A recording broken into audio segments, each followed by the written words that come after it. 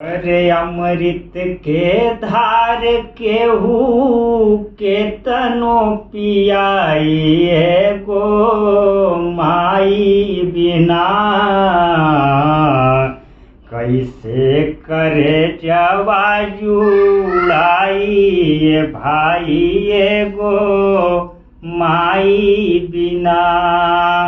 अरे 9 मास कोखिया में रखलू सहेज के दिहलू जन्म माई सारा सुख तेज के। रे कैसे बताई तुहार केतना उपकार बा। रोमा रोमा माई हो तुहार कर्जदार बा।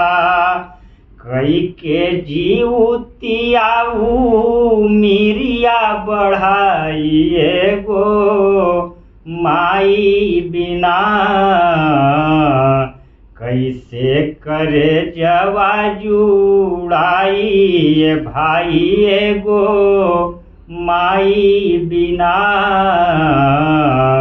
कैसे करे जवा जुड़ाई भाई गो माई बिना।